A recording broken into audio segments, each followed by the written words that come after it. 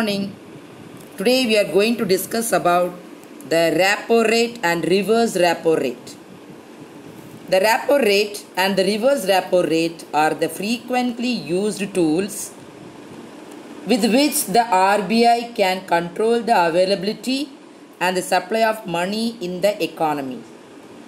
Repo rate is always greater than reserve repo rate in India. Distinguish between repo rate and reverse repo rate.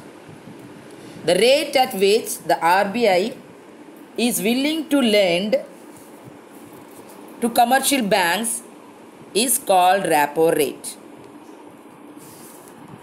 Whenever banks have any shortage of funds, they can borrow from the RBI against securities. If the RBI increases the repo rate, it makes borrowing expensive for banks and vice versa.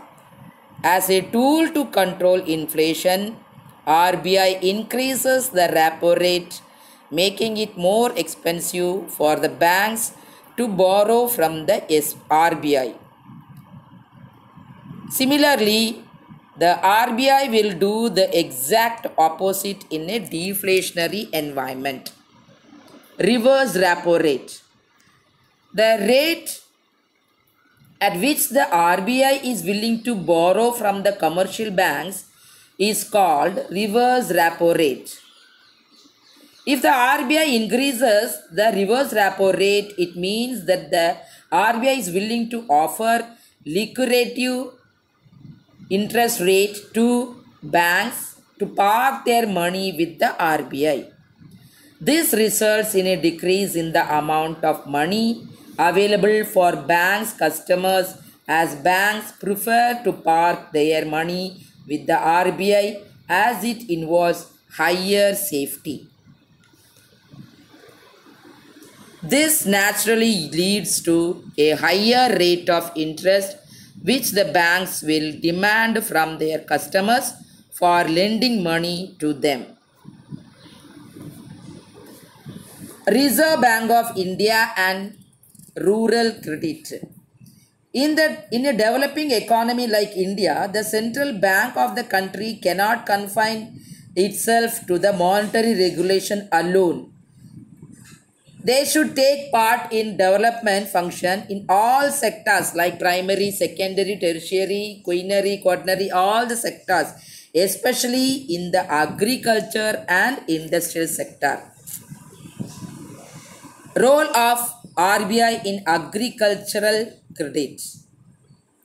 So now we can see the primary sector, agricultural credit. RBI has been playing a very important role in the provision of agricultural finance in the country. The bank's responsibility in this field had been increased due to the predominance of agriculture in the Indian economy and the inadequacy of the formal agencies to cater to the huge requirements of the sector. In order to fulfill this important role effectively, RBI set up a separate agriculture credit department. However, the volume of informal loans has not declined sufficiently. Functions of agriculture credit department. To maintain an expert staff to study all questions on agricultural credit. These are the functions of agriculture credit department. To maintain an expert staff, to provide expert advice to central and state government, state cooperative banks and other banking activities. To finance the rural sector through eligible institutions engaged in the business of agricultural credit and to coordinate their activities. The duties of the RBI in agricultural credit were much restricted as it had to function only in ex officio capacity, being the central bank of the country.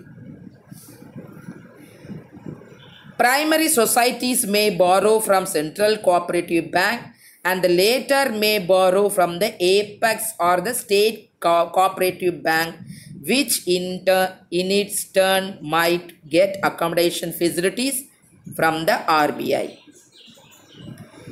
The RBI was providing medium term loans also for a period exceeding 15 months to 5 years for reclamation of land, construction of irrigation works, purchase of machinery, etc.